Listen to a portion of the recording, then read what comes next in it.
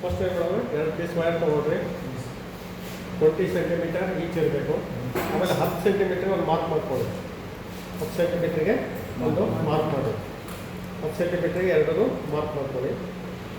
Mark ಆದಮೇಲೆ ಇನ್ಸುಲೇಷನ್ನ remove ಮಾಡ್ಕೊಳ್ಳಿ. ಇಲ್ಲಿ 2.5 ಇದೆ, ಎಲ್ಲ ಚೆಕ್ ಮಾಡ್ಕೋಬೇಕು. ಇಲ್ಲೇನಿದೆ 2.5 ಇದೆ. ಅಲ್ಲಿ ಅಡ್ಡ ಹೋಗಬೇಡ.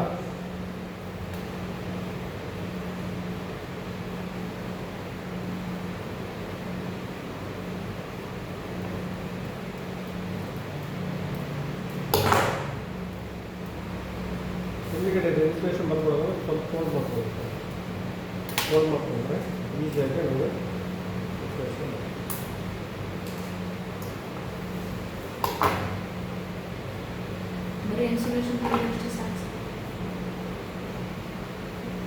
ಏನು ಮಾಡ್ತದೆ ನೀವು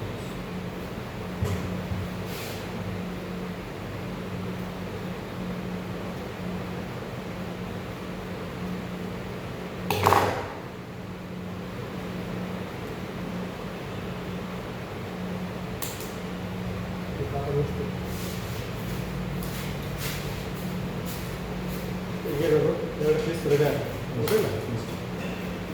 ಕಾಟನ್ ವೇಸ್ಟ್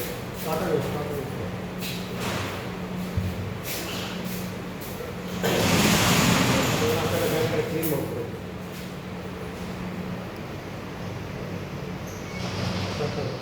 ಅದಾದಮೇಲೆ 3 ಸೆಂಟಿಮೀಟರ್ ಗ್ಯಾಪ್ ಬಿಟ್ಕೊಳ್ಳಿ. ಎರಡಕ್ಕೇನಿದೆ 3 ಸೆಂಟಿಮೀಟರ್ ಮಾರ್ಕ್ ಮಾಡ್ಕೊಳ್ಳಿ. 3 ಸೆಂಟಿಮೀಟರ್ ಎರಡೂ ಮಾರ್ಕ್ ಮಾಡ್ಕೊಳ್ಳಿ. ಮಾರ್ಕ್ ಆದಮೇಲೆ ಎರಡೂ ಕ್ರಾಸಲ್ಲಿ ಇಟ್ಕೊಳ್ಳಿ. ಈ ರೀತಿ ಕ್ರಾಸ್ ಇಟ್ಕೋಬೇಕು. ಈ ಥರ ಇಟ್ಕೊಂಡ್ಮೇಲೆ ಇದನ್ನು ಒಂದು ಕಡೆ ಗ್ರಿಪ್ ಇಟ್ಕೊಳ್ಳಿ. ಗ್ರಿಪ್ ಇಟ್ಕೊಂಡು ರೌಂಡ್ ಆಗ್ತಾ ಬನ್ನಿ. ಕೆಳಗಡೆ ಗ್ಯಾಪ್ ಇರಬಾರ್ದು. ರೌಂಡು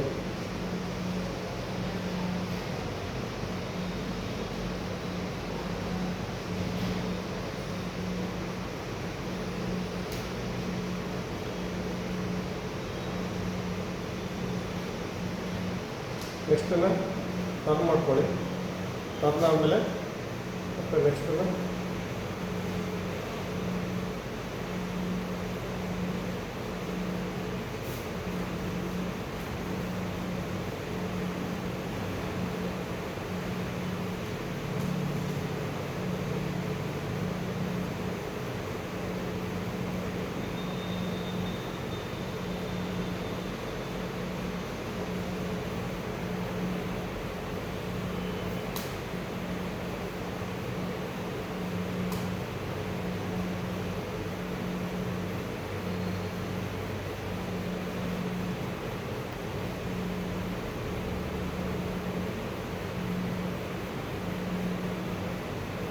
ಐದರಿಂದ 6 ಬರಬೇಕು.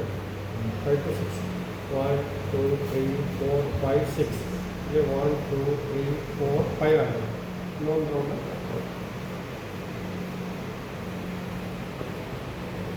ಅದಾದಮೇಲೆ ಎಕ್ಸಸ್ ಮೆಟೀರಿಯಲ್ ಕಟ್ಟರಿಂದ ಕಟ್ ಮಾಡ್ಕೊಳ್ಳಿ.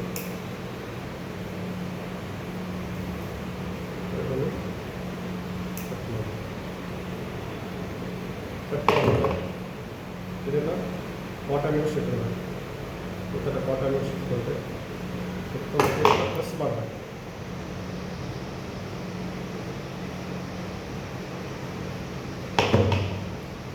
ಮಾರ್ಕಿಂಗ್ ಇದ್ರ ಮೇಲೆ ಬೆಳಬಾರ್ದು.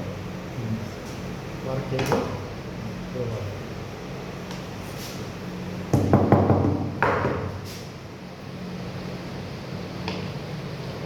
ಈ ಸೈಡ್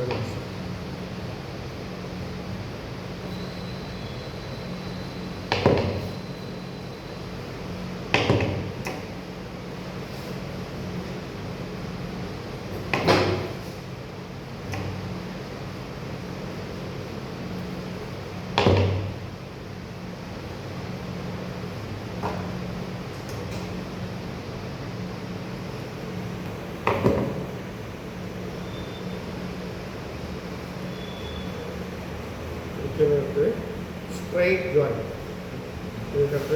ಸ್ಟ್ರೈಟ್ ಜಾಯಿಂಟ್ ಅಥವಾ ಇನ್ನೊಂದು ಹೆಸರು ಇದೆ ಮ್ಯಾರೇಜ್ ಜಾಯಿಂಟ್. Married joint. ಯಾಕೆ ಇಲ್ಲಿ ಯೂಸ್ ಮಾಡ್ತಾ ಬಂದರೆ ಒಂದು ಕೇಬಲ್ ಬಂದೇ ಇರುತ್ತೆ, ಇಲ್ಲಿಗೆ ಸ್ಟಾಪ್ ಅಂದರೆ ಕೇಬಲ್ ಎಂಡ್ ಆಗುತ್ತೆ. ಇನ್ನೊಂದು ಕೇಬಲ್ನ ನಾವು ಜಾಯಿಂಟ್ ಮಾಡಬೇಕು. ಇನ್ನೊಂದು ಕೇಬಲ್ ಜಾಯಿಂಟ್ ಮಾಡಬೇಕಂದ್ರೆ ಇನ್ನೊಂದು ಕೇಬಲ್ನ ಎಂಡ್ ತೊಗೋಬೇಕು.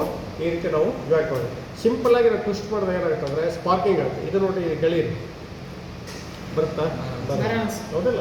ನೀವು ಮಾಮೂಲು ಆರ್ಡಿನರಿ ಜಾಯಿಂಟ್ ನಾವು ಟ್ವಿಸ್ಟ್ ಮಾಡಿದಾಗ ಯಾವಾಗ ಹೇಳಿದ್ರೆ ಏನಾಗುತ್ತೆ, ನಮಗೆ ಕಂಪ್ಲೀಟಾಗಿ ಹೊರಗಡೆ ಟ್ವಿಸ್ಟ್ ಜಾಯಿಂಟ್ ಆಗಿ ಹೊರಗಡೆ ಬರುತ್ತೆ. ಅರ್ಥ ಆಯ್ತಲ್ಲ? ಓಕೆನಾ? ಏನು ಜಾಯಿಂಟ್ ಇರ್ತಾರೆ? ಮ್ಯಾರಿಡ್ ಜಾಯಿಂಟ್ ಅಥವಾ ಸ್ಟ್ರೈಟ್ ಜಾಯಿಂಟ್. ಸ್ಟ್ರೈಟ್ ಜಾಯಿಂಟ್ ಏನು ಕರಿತೀವಿ ನಾವು?